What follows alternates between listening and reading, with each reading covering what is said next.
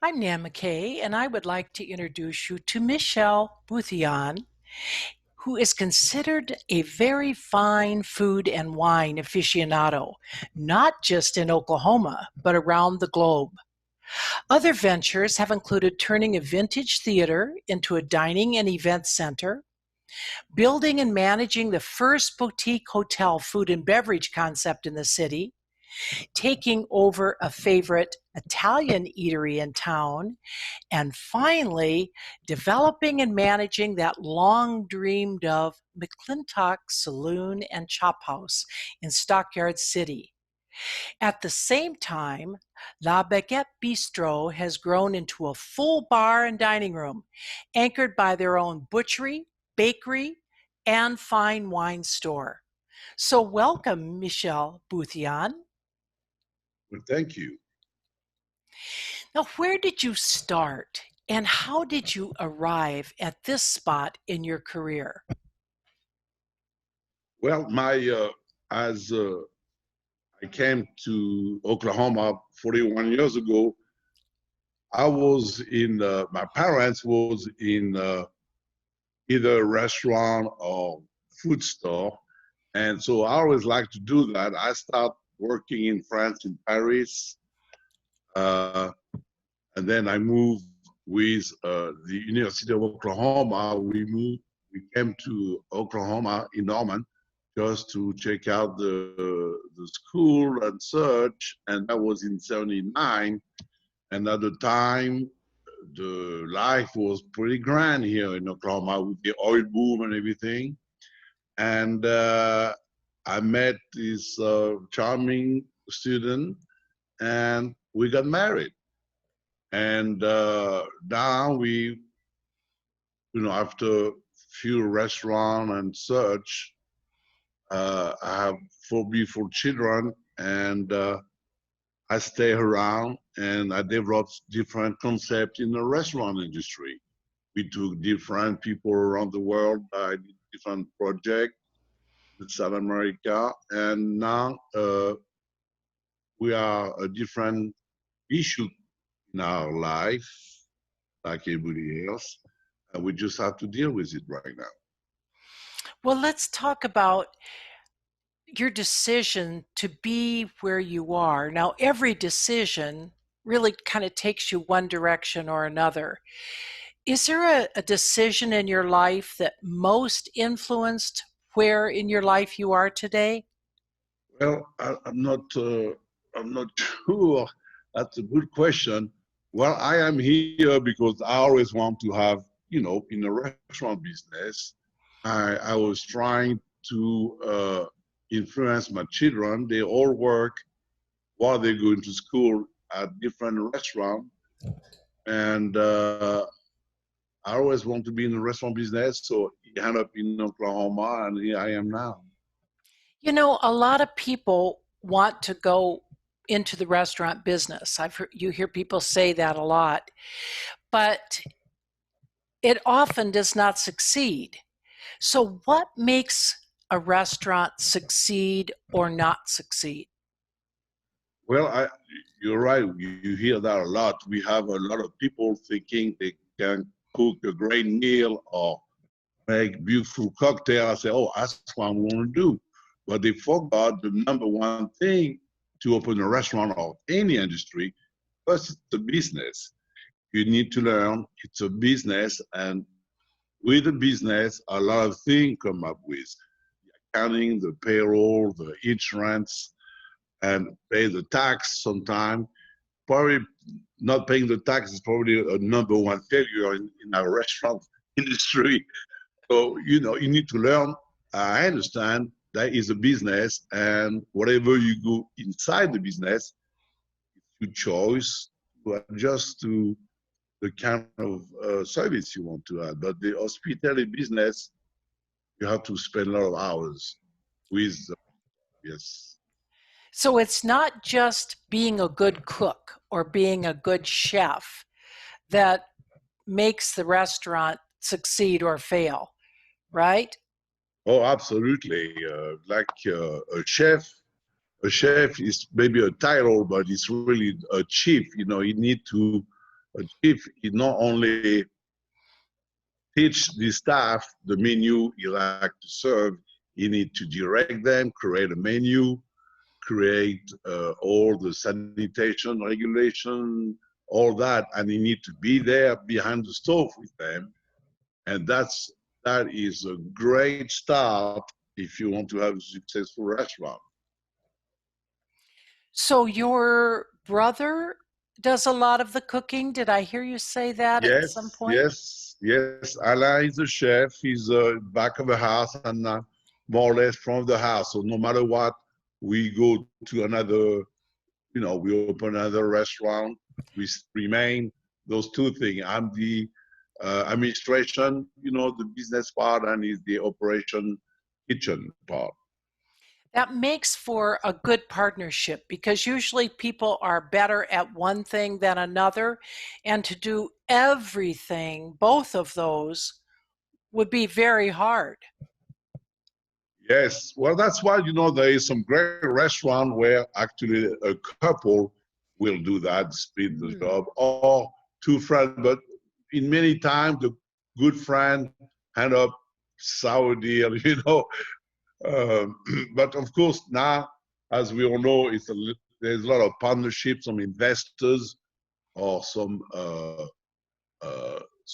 great chef partner with a business manager to run front of the house, to run the administration and such. There's different way you can do it. And when it's family, you've kind of learned to get along all these years, right? Well, sometimes I know a few families who didn't work out so well. I did have you know, we've been doing that together for 32 years. So, sometimes we have a little Tiff misleading here and there. understanding, but it always work out. Really, we've been very lucky. We like to work together, and sometimes, because of the life we have, we spend a lot of hours in the restaurant. We change wife. That happened a few times, and when the wife get involved, sometimes it don't always work out with the partners. So all that we have to learn to adjust, and so yeah. But you can't really change a brother. You can change Oh maybe a wife, but not a brother. no, no. First we stick with the blood. Owning a restaurant during the pandemic must be very difficult. How has life changed for you since the pandemic, and how have you survived through this? Well, it's not over, so I hope we will find a way to adapt. It's certainly not over, and what changed? Well, first of all, we have way less revenue. We got a lot of cut from how to adapt to cut some hours. We cut payroll. We cut everything. We try to remain. We have 50 something employees at that location. We have about 40 the others. But we try to keep everybody going. Um, it's very hard to understand people mood change. I'm talking about the customer. A lot of them decide to stay home, be in quarantine. So we need to adjust. We're losing a lot of revenue, and you learn to do more to-go, more pickup order, curbside service. We learn to make better offer, like for example, with our dinner, we offer wine at the lower prices. We are allowed to do that. Some states are allowed to do cocktail to goes. So everything's learning how to do that. People do spend less money and less time. No one stay. I mean, it's everything. Most restaurants are it's over by 9 o'clock. Bar try to revive themselves, but already they're shutting down. So it's definitely a different style of seeing the hospitality industry. Hotels are closed. If they are open, just the rooms are open. There's no restaurant, no banquet. So yes, the economy got a big shot. What have you done to be creative and innovative during this time? Well, as for once, I decided to hit the advertising campaign much harder. We did decide to spend more money on advertising, make sure people, yes, we are open, yes, we need you, we enjoy your company, come see us, we are safe. We have different posters telling them what precaution we're taking and such.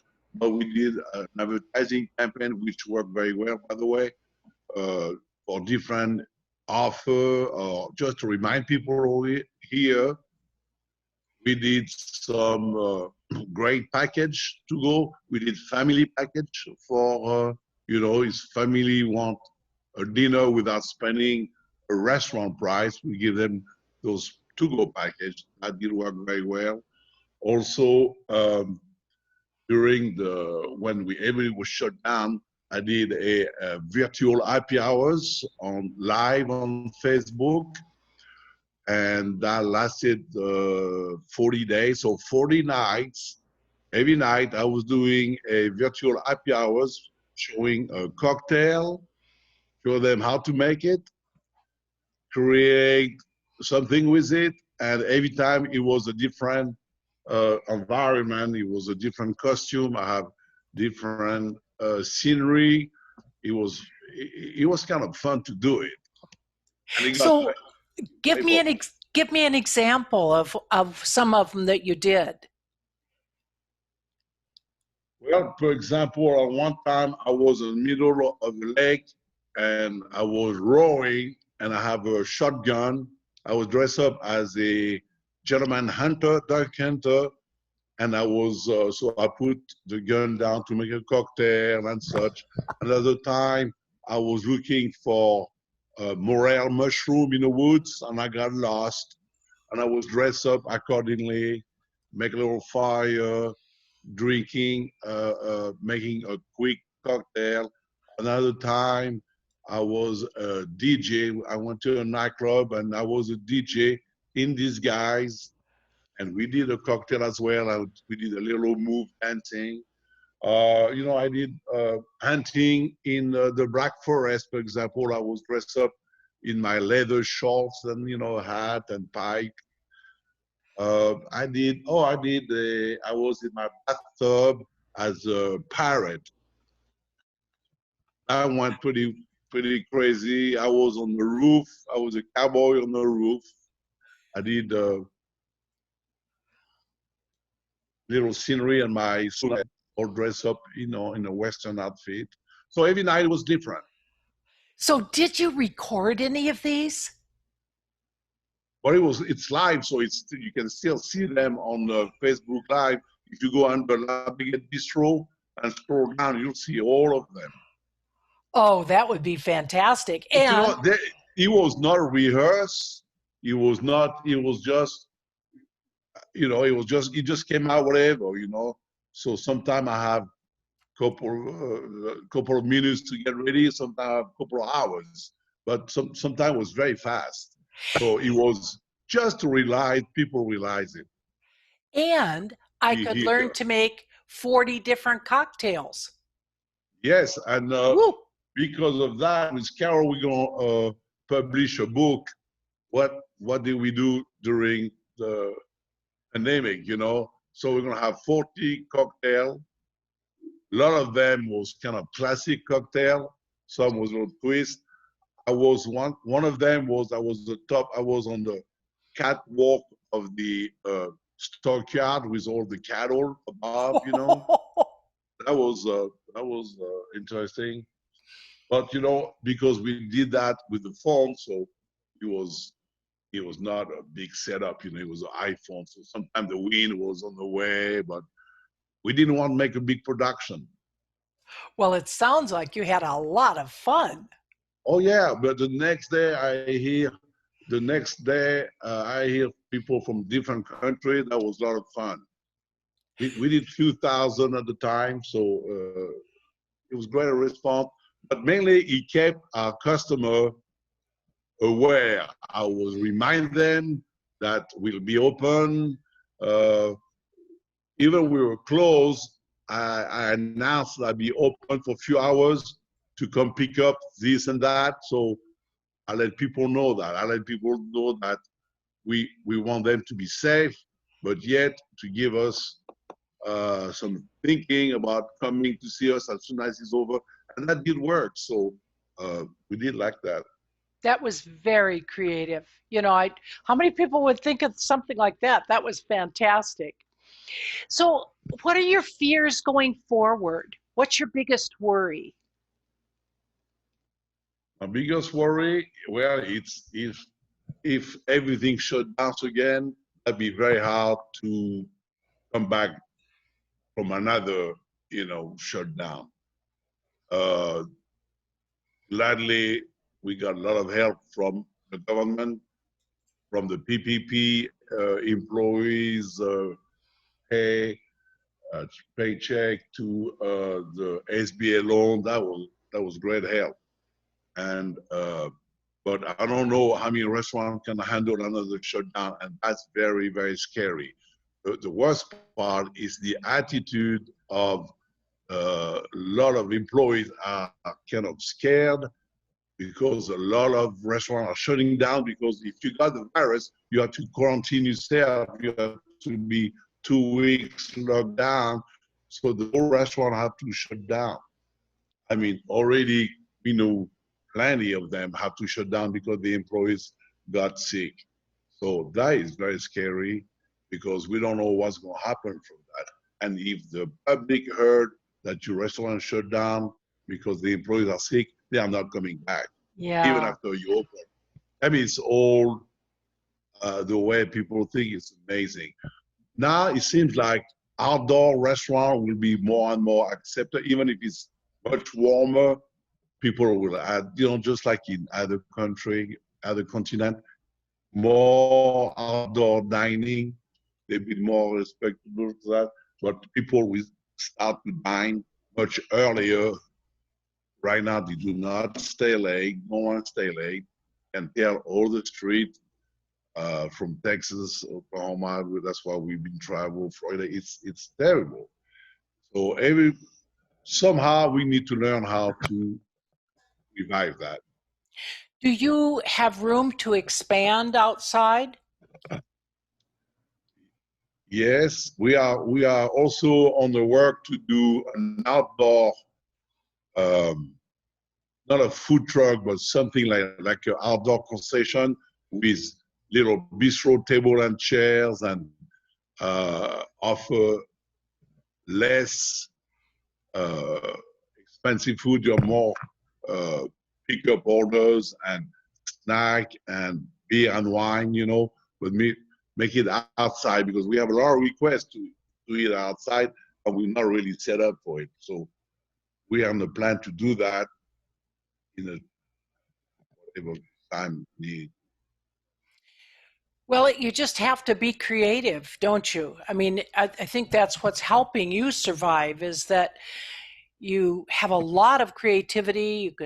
You think outside the box, and I think that really help Well, you we survive. we have to, and some people say, why do you advertise? Why do you spend money now? I said, well, because that's how you get money back.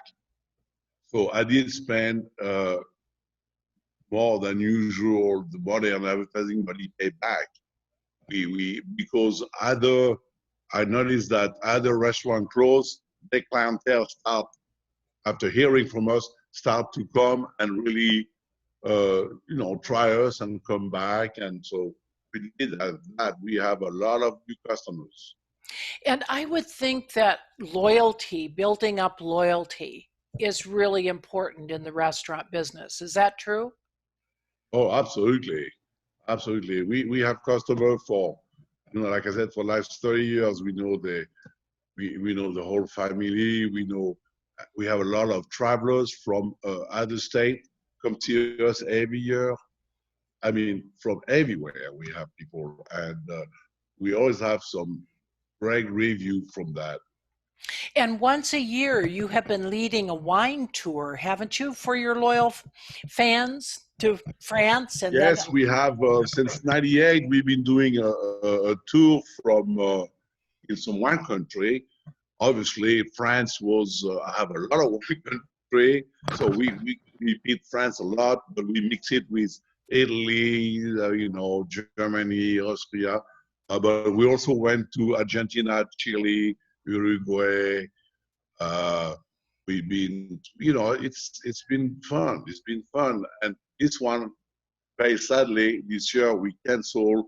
We were supposed to be gone June 1st, start in Spain, go through Spain, go through the Pyrenees, go to Bordeaux, 4 nights in Bordeaux in a fabulous chateau. We have the whole chateau for ourselves. Then go to the Bay of Arcachon where we're going to go to the oyster farms and have picnic on the sand dune. It was going to be a great trip. But and from Bordeaux, we were flying to Marrakesh in Morocco to discover some Moroccan wine and definitely their food. But all that was canceled, of course, and we either will try, it's possible to do that in October or next year. well, I certainly hope you can. What have you learned out of all this is probably the most important thing in your life? Well, I'm sure everybody will agree with me, but we we were not allowed to see the children and grandchildren during the quarantine, and you know that started to really hit me pretty hard. And once we were allowed, now we want to spend a lot of time together. On both sides, I agree. You know, it's family is probably, you know, in the restaurant business, you spend a lot of time the evening at the restaurant, or during the day, the business administration make you do that. I'm also board director of the restaurant association. So we're always doing something with that, but realizing uh, having the family on a more, you know, some people are very close to each other, but personally, I thought I was close, but I was not. I was always somewhere. So I learned to be closer, and I learned to be having more fun at the house with a small group of people, some safe people, keep distancing. We have big table, we were apart from each other. So that was very important to have close friend and family. So yes, definitely family. So, what do you dream of for the future? What I dream, well, I don't know if I dream. I want to continue to work with my brother on creating different aspects of hospitality. But in the meantime, we be close to the family and take a lot of trips. So it's going to be hard to jungle all that. And everyone should dream of coming to your restaurant and eating and drinking. That is a great dream. I would dream with them. Thank you so much, Michel. Well, it was totally my pleasure. Thank you.